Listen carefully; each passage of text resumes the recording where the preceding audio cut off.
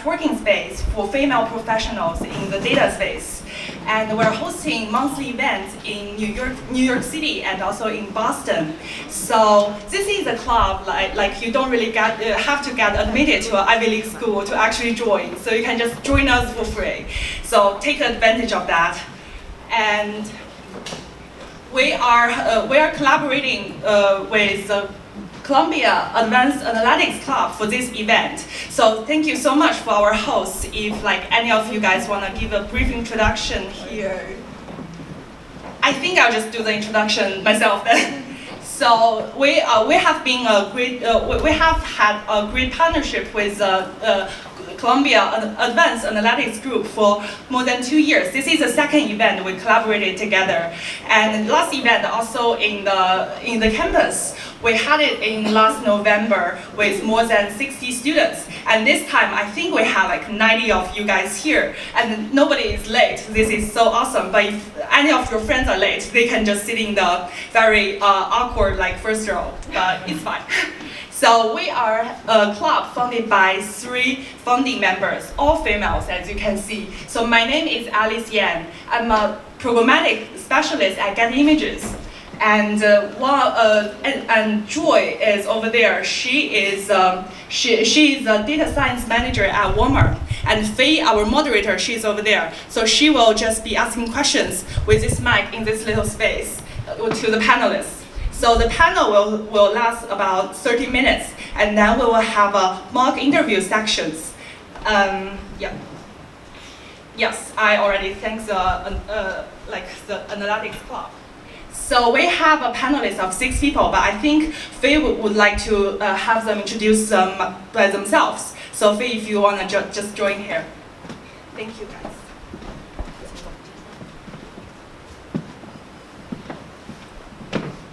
Thank you, Alice. So you guys can hear me clearly? Yeah. So 4 years ago, when I started my first job as a data analyst in WPP, the world's biggest advertising company, I had my first career conversation with my personal manager, whose name is Alex. I asked him, hey Alex, tell me, what do you think my career path should look like? And how did you find your career path? I was hoping that he would share with me a secret that would show me exactly what I should do. To this day, I still remember what he told me. He said, every career is unique, and your career path will be very different from mine. I didn't quite believe him at that time because I had just graduated from college.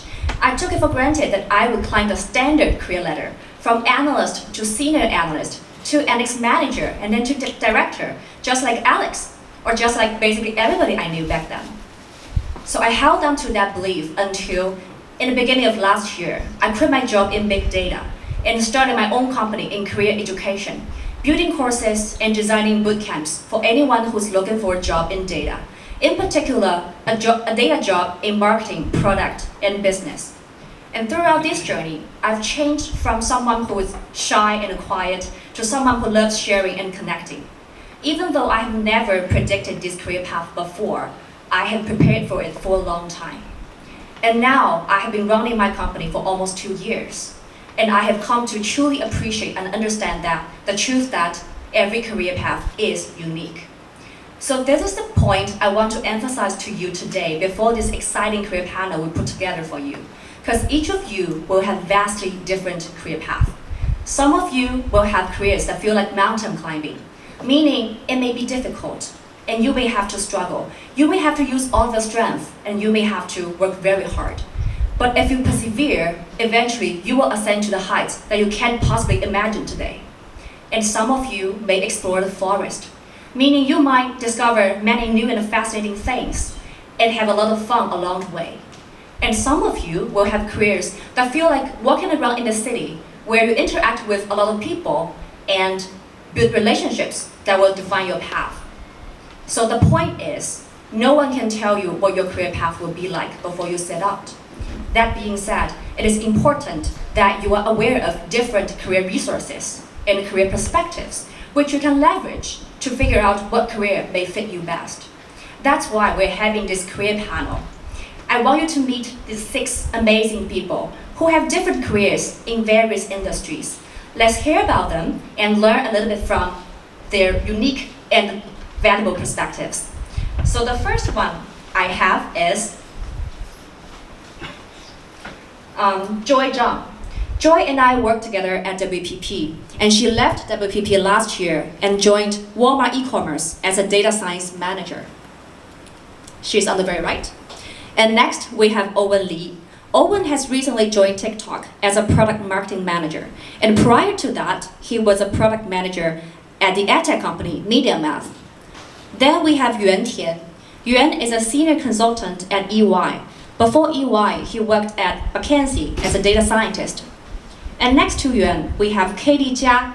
Katie is a manager of model risk and governance at American Express. She also has experience working at KPMG as a senior associate. And next to Yuan, we have Celia Pen. Celia is a team lead of sales planning at American Airlines. And before that, she worked at JP Morgan Chase. And last but not least is Sunny Zhu. Sunny is a senior analytics manager at the luxury e-commerce company, Moda Operandi. Her former job was at Arcadian as an analytics manager. So my first question to you guys is that, can you please tell us about what you do in your current job and how you got to where you are now? Shall we start from Joy? Sure. Can everyone hear me? Yes. Okay. So currently I'm the data science manager under marketing analytics team of Walmart e-commerce. So I started my career from Group M as a data analyst, where I spent almost 2 years in the automotive account. And for that account, because that's my first job after the graduation, so I have accumulated a lot of experience in how to deal data using SQL, how to build your model with advanced analytical tools such as SAS and R. And then I feel I'm not the person who is very interested in automotive industry. So from that client, it only taught me how to leverage my analytical skills. So once I realized that, I asked to switch my account to the entertainment industry, and where I have experience to deal with a lot of digital data, social data, which give me a better understanding about how the digital media landscape.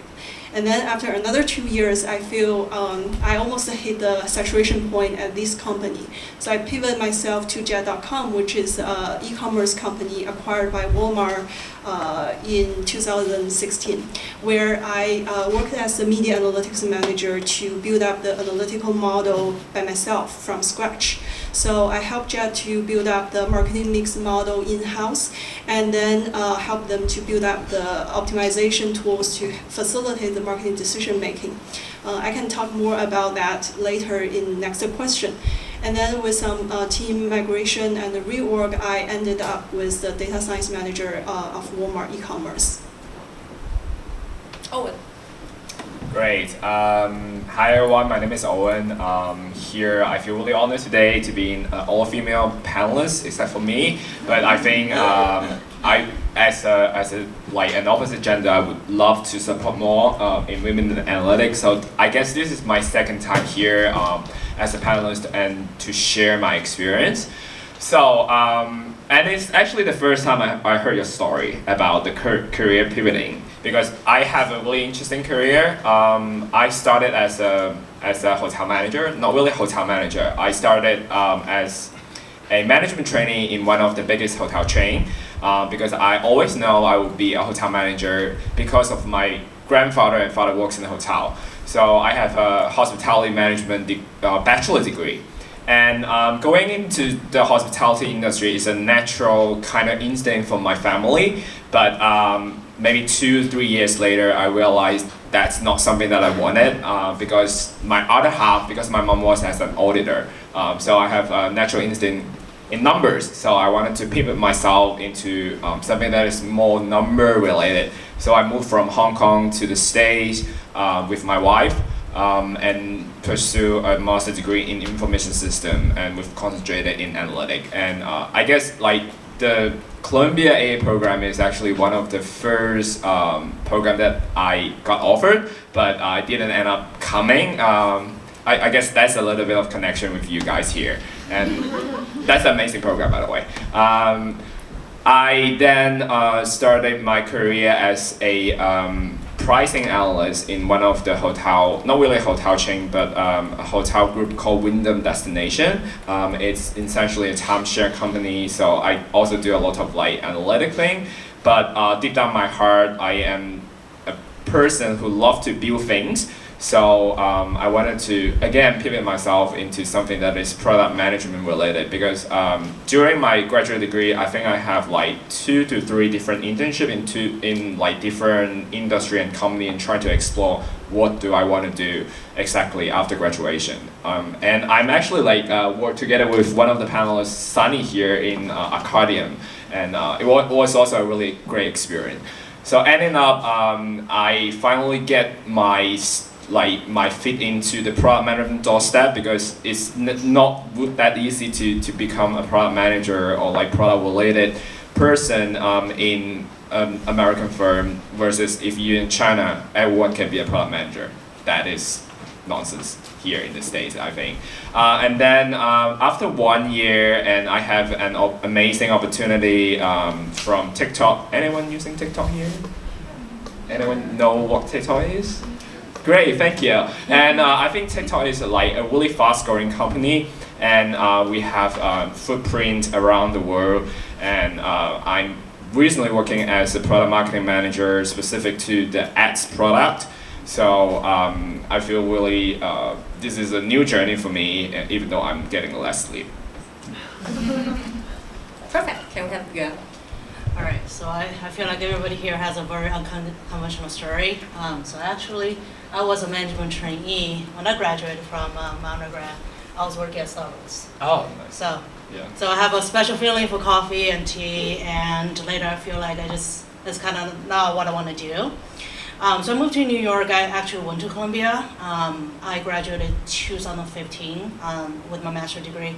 But through the process, my undergrad was in psychology and communication, so it has nothing to do with analytics. But I was, working in the lab, running numbers. I feel like I can do this.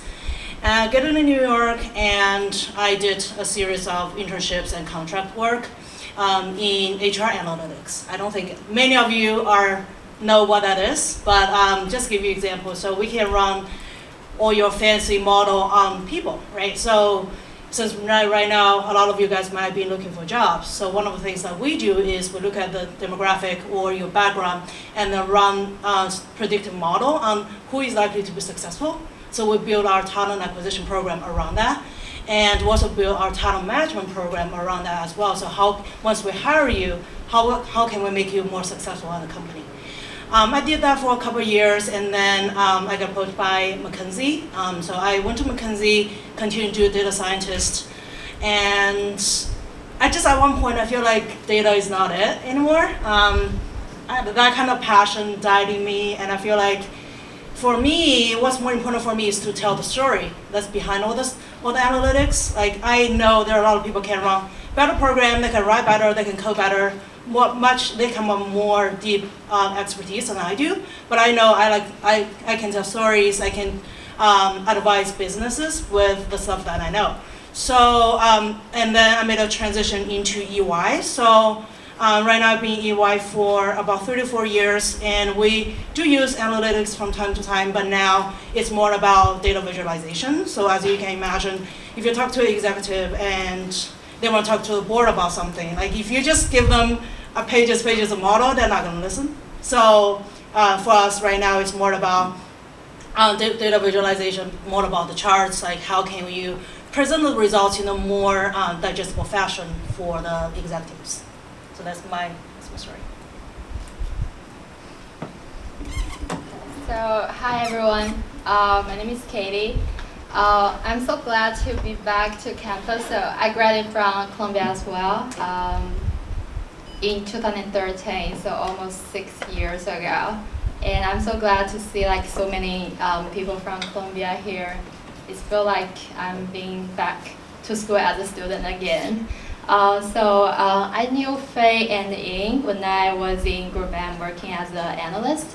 And I worked there until I got to manager, and I feel like it's not something that I want to do in my long-term career. So I was looking for a job that I can expand my knowledge in business sense instead of just focusing on like technical skills and modeling.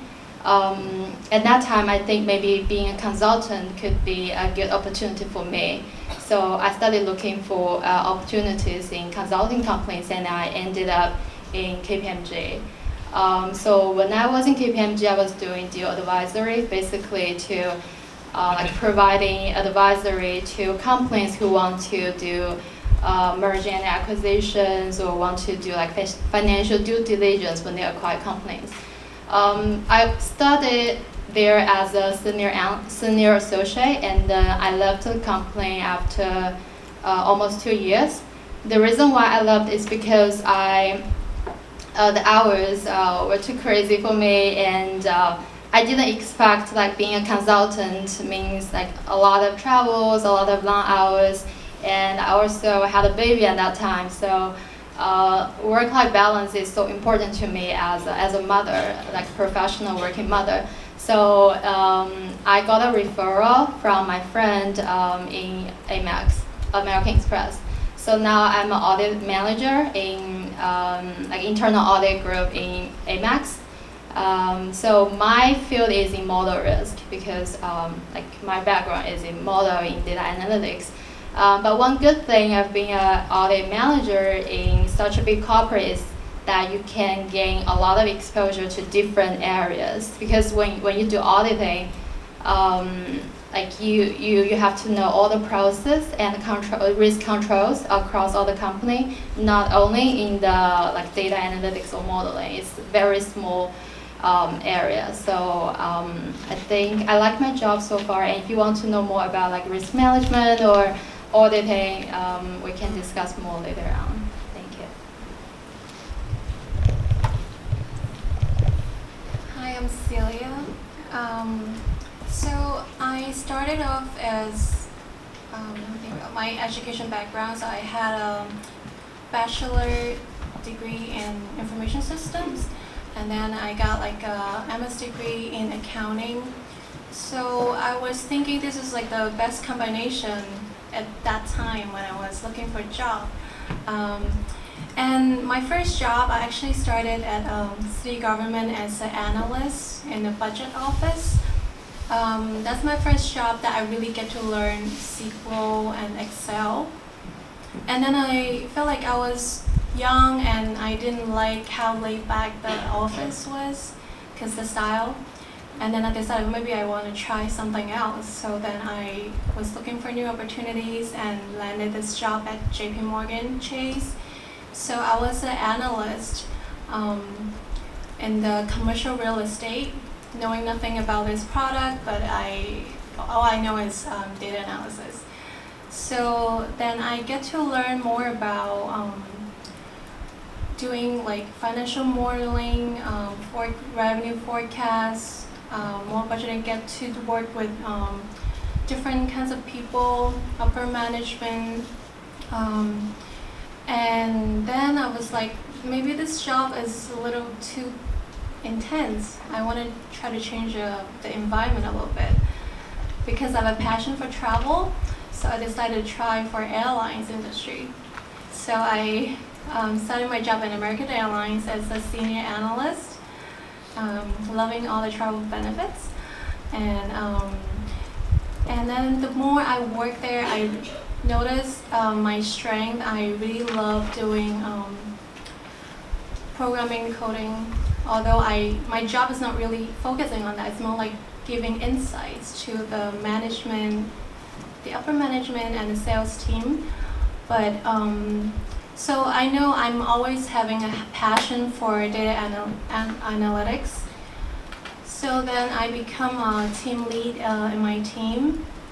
So here's my story. My turn. Hey, good afternoon, everyone. I'm Sunny. So back in the days, Faye, Katie, and Joy, we all work for Group M. So you can tell how diversity it can be. Like it's same starting points, but people go to a different route. So for me personally, I stayed in Group M for 2 years, and I got my 2 babies during that time. And I really hate consulting in general. No offense, but personally I hate it. That's why after I do my responsibility, give birth to the 2 babies, I want to make a transition. I want to be in an in-house team, because for me, if the data is garbage or no people is using it, then there's no so-called analytics inform better decision. So after I joined Acadian, my focus is mainly around analytics and also product analytics, marketing analytics, like all in a hub. So at that moment, I think the reason for my career, I appreciate my manager asked me 2 important questions. The first question is he asked me, through your career, you need to think about you want to be a sole contributor or you want to be upper management. I feel like for each of you, when you really go to work, that's a question you need to start thinking, even though now you may even have a full-time job. So some people, there's no right or wrong. Some people like to be a sole contributor, and some people like to be management. For me, I step back, like, I hate coding all day. I'm a lazy person. I like work smart.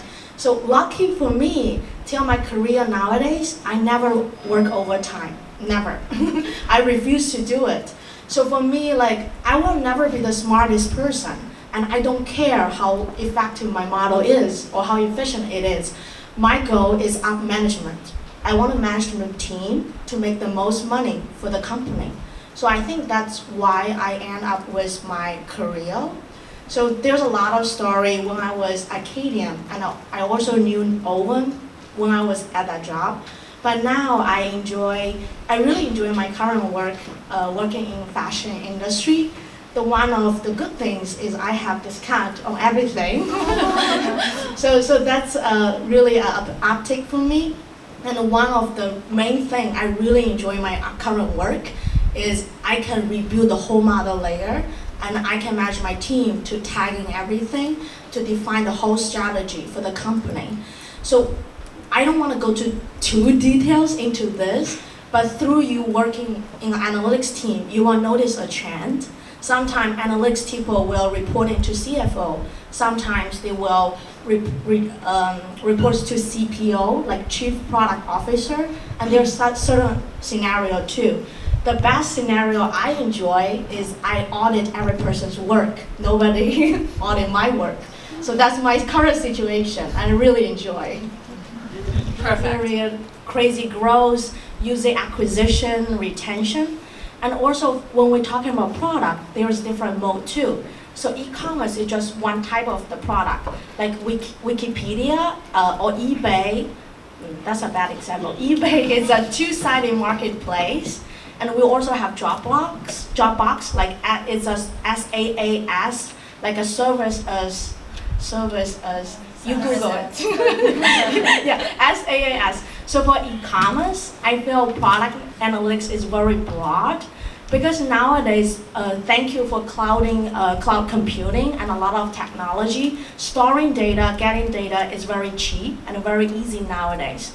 So a lot of big companies, they have tons of the data, but they are all garbage. A lot of companies, there's been 2 different phases, like data informed and data driven, and then to be more prescriptive. So for me, working at Moda for product analytics, I feel my day-to-day job is definitely first part, I need to make sure all data I get is necessary and important and accurate. But through your career, I bet so many days, the data will never be accurate. So just bear in mind, directionally is good enough. No need to be 100% accurate. That's what I keep telling my analysts every day. It's okay, I know the data is wrong. Directionally, let's make a decision. So, and the second part, I feel product analytics can really empower the whole product team to make better decisions and to roll out new features.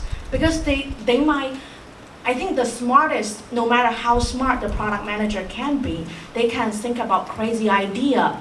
But in 3 months, will they bring any money for the company? I bet 20% will not, or 80% will not. Only 20% will make some impact. So that's when product analytics is really important. and to shed some light on what direction the company should go, while the team need to spend the most efforts. I think that's in general like what I feel about this field. But later, whenever you guys have more questions, we can definitely talk more details. Thank you.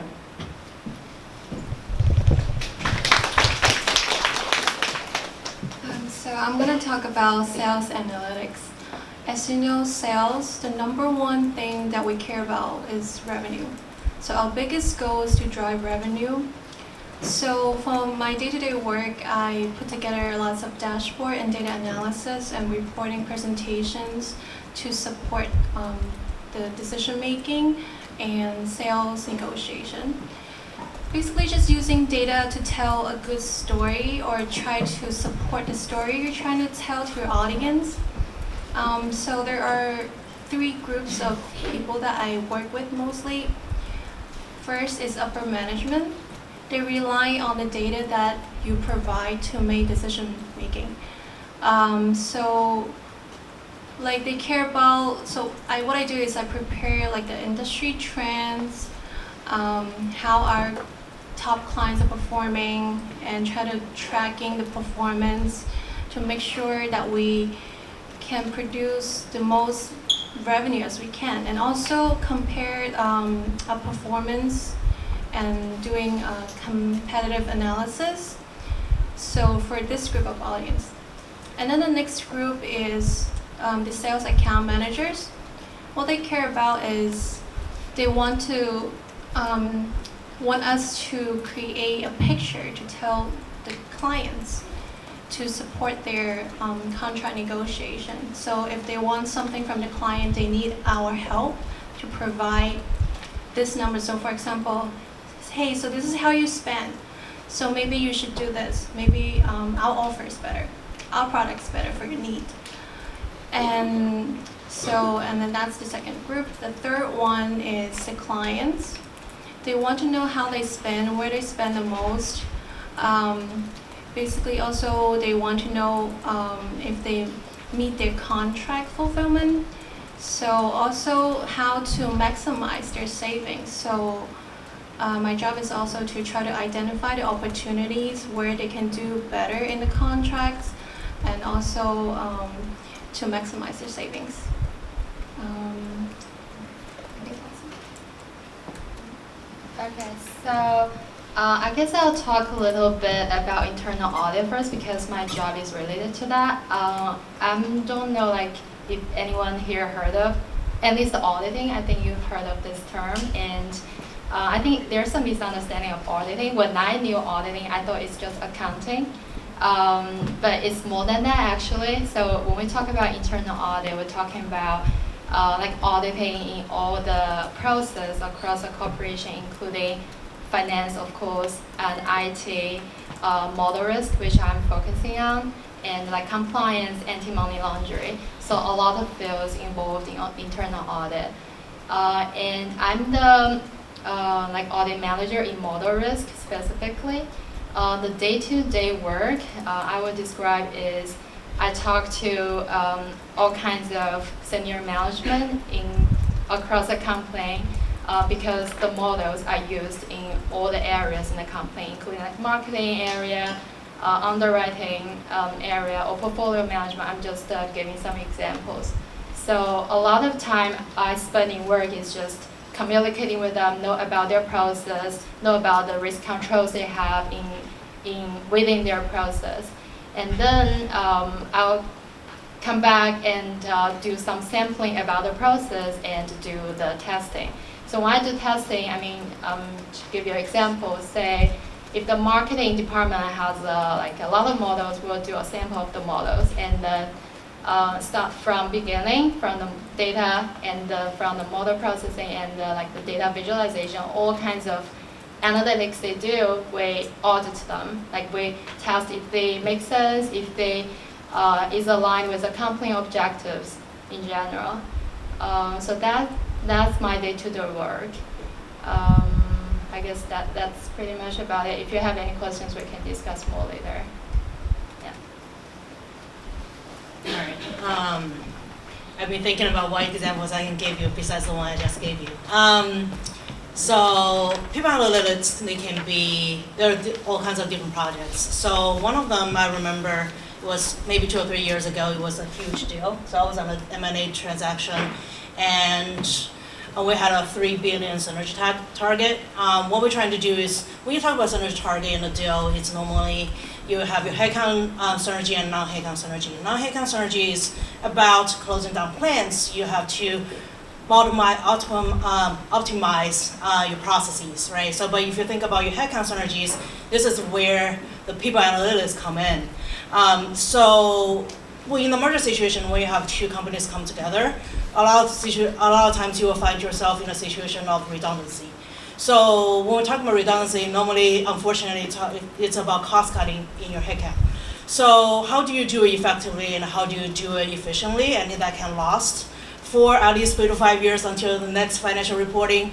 That's an art. So when we come in, we actually aggregate 2 companies' headcount data, and we run analytics to see where they can cut from a layer and a span of control perspective. And of course, it will have to be reviewed by the business and have to be reviewed by the HR and then all the legal compliance, all of that, all the group above. And so this is the first place that we can come in from an M&A deal perspective. We also run analytics on based on your performance and who is likely to be. I don't like to talk about cost cutting. We run analytics on your performance, and then we decide on who to keep and who not to keep, and we provide suggestions. Because as consultants, you never make management decisions. It's always the clients that's making them. But through the process, if you know analytics, if you know what kind of predictors are you looking for, you will make the process easier, hopefully, and more efficient in the end. Great. For my role, it's slightly different. I'm a product marketing manager, so there's 2 kinds of product marketing manager in my mind. One is like more product driven, and one is more marketing driven. But if we look at product marketing manager as a role, they are actually the middleman between the product team and the sales team. I work extensively with our product analysts, like Sunny, and also sales analytic, because eventually we want to have our product go to market and to make money, and revenue is really important. And for myself, my role here in TikTok, it's more towards a SaaS company kind of setting, because we work with advertisers. Anyone know what advertising means? Cool. Like advertisers, essentially the big company wanted to pay money on your platform like Facebook, Instagram to do advertising. So I work extensively with advertiser, sales, and as well as product manager, because our product team is not like based in the States. We are a distributed team in other parts of the world. So I have to give feedback to the product manager by telling them the design of the platform is not user-friendly, and the logic, you should like think of something different. And in order to give them a really constructive feedback, I have to be, like data-driven as well, because I would need to present them, this is the user data and this is how they operate or like click the button. So I also would need to be really data savvy, and it matched with my background as well. And what else? I also work a lot of the training stuff, because essentially I am the go-to person for anything about the product. So I conduct a lot of training, day-to-day training, and make sure our sales team and account manager team, they know how to use our product and what is the best practice of our platform. Great. Thank you, everyone. So before I answer this question, I just want to ask, how many of you are interested in data science, specifically to marketing analytics?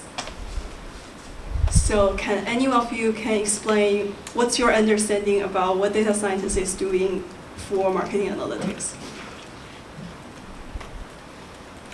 So, for example, customer segmentation to understand who customers are, and then to provide tailored strategies for each group. Cool, thank you. So if I have to use one sentence to describe what data scientist is doing for marketing analytics, I would say we use machine learning techniques and build statistical models to help marketing team facilitate their decision-making process. So this one is still very vague. So I would like to elaborate with two use cases. So the first one will be very high level, which is about media budgeting and planning. So we will build the statistical model to help quantify the impact from different channels like Facebook, TikTok, Instagram, and other digital channels like search, display ads, how they are driving our sales. And then we will build optimization tools or forecast to answer some ad hoc questions. So there are three typical questions we are trying to answer.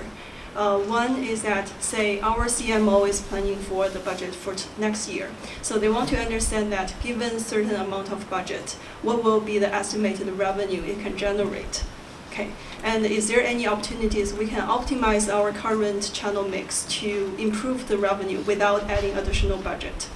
And then if we are still shy to our target, for example, if our forecast says that the revenue will be 1 million, however, our goal is 2 million, so we are 1 million shy to the goal. How much additional budget do we need, and how to allocate between channels to achieve this goal? So these are three typical questions we are trying to answer at a very high level. And the second use case is as what that student said. So we want to deep dive within the customer level data to hear our customers, understand our customers, so that we will be better connected with our customers. So we can build the propensity model to estimate what's the probability or likelihood of this customer will purchase from our website and purchase what kind of product, so that we can be more targeted. We can put some direct mail or buy some ads putting on that customer.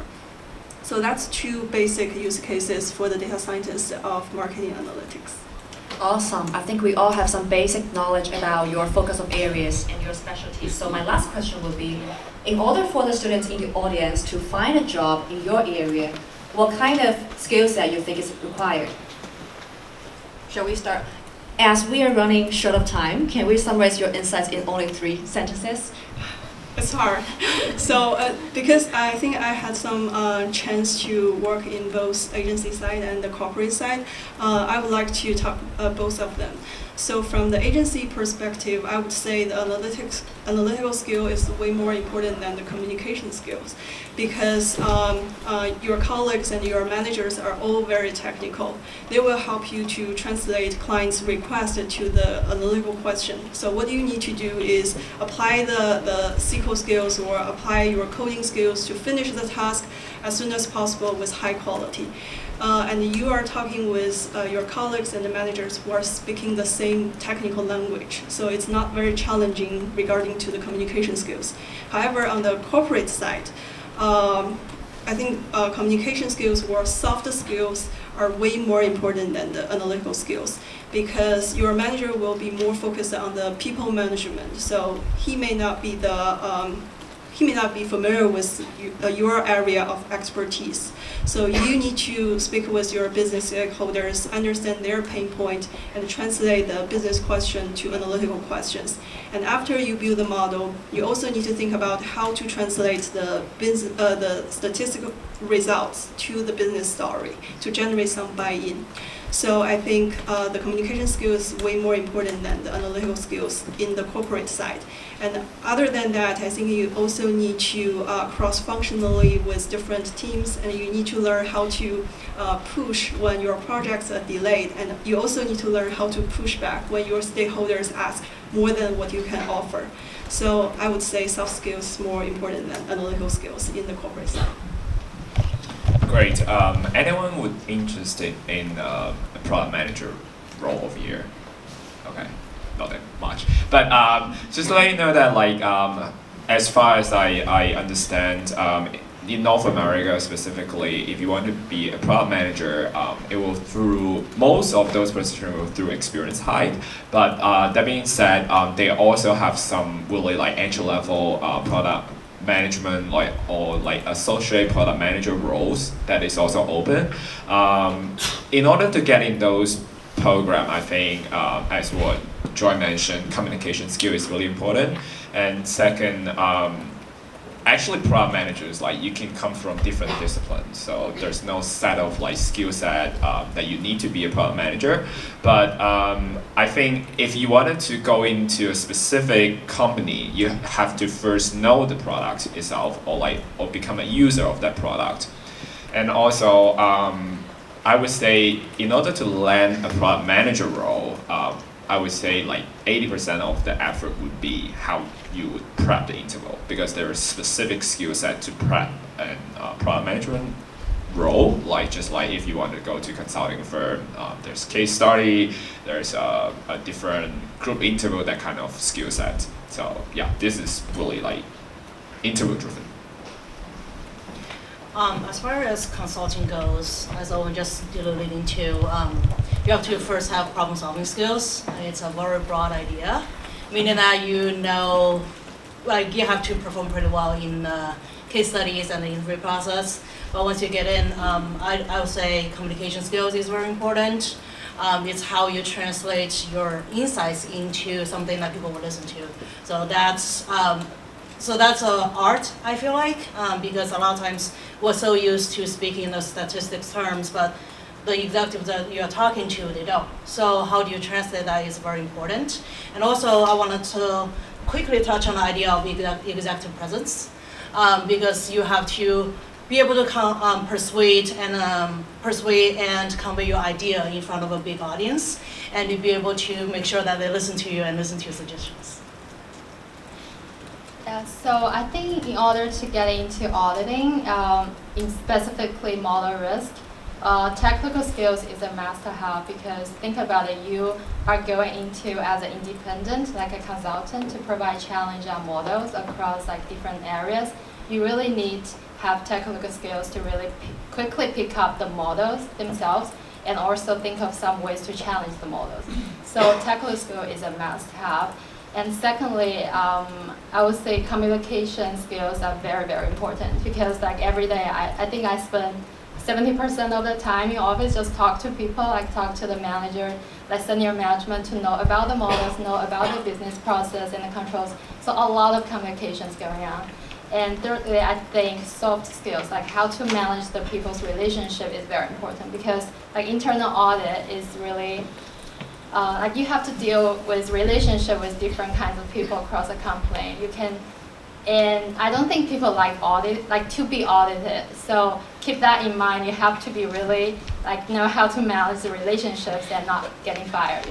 So it's very important to manage the relationships. I would say these three kind of skills are the main things I would think. Yeah.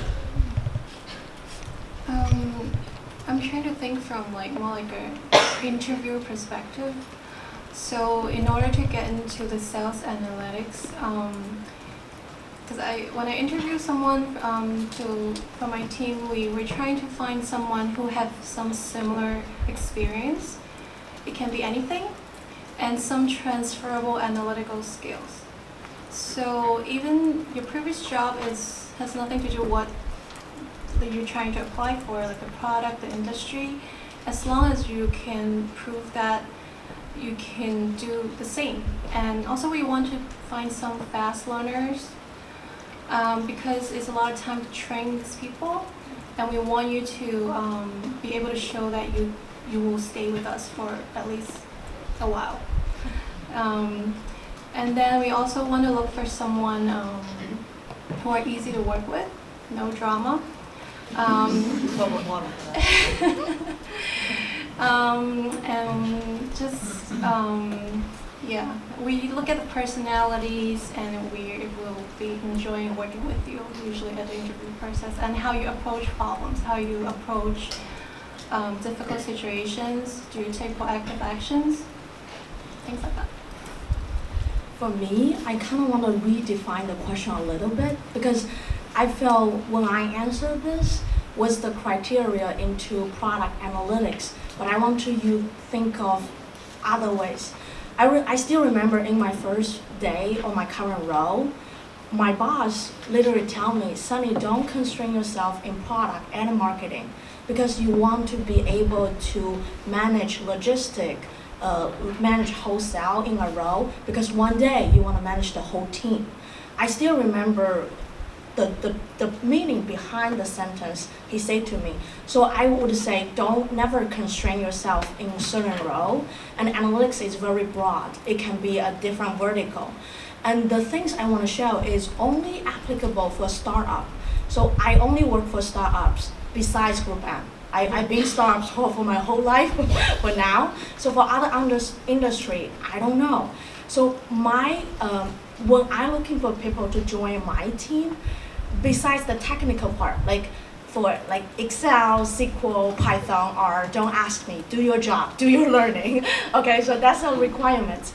The other three things I really care a lot. The first one is ownership.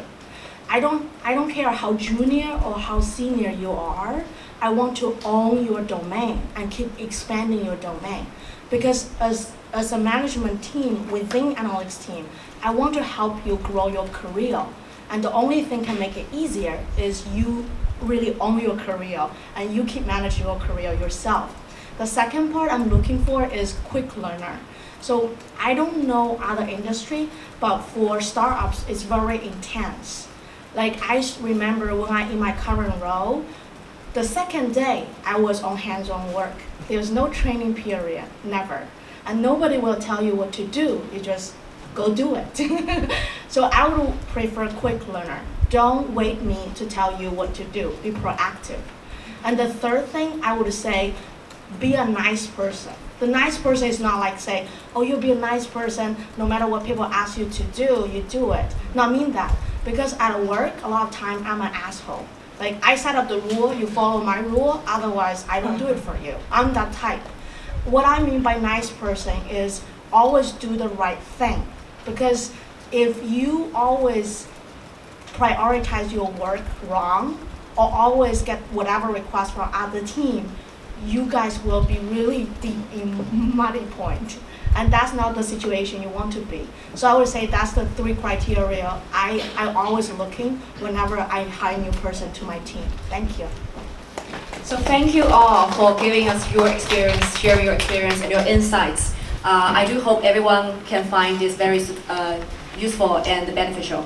So if you ever interested in joining our other Women in Analytics events, please join our WeChat group and show up in the later events. So now we're going to move on to our next half of today's event, which is mock interview. So we've already divided you guys into 8 different groups. And if you don't have your name tag, make sure you come to Yan Yiwen over there to pick up your name tag, because the color of your name tag defines which group you're going to. Propulsion, class, and case. So for case interviews, there are books, videos that you can watch, there are other things that you can do.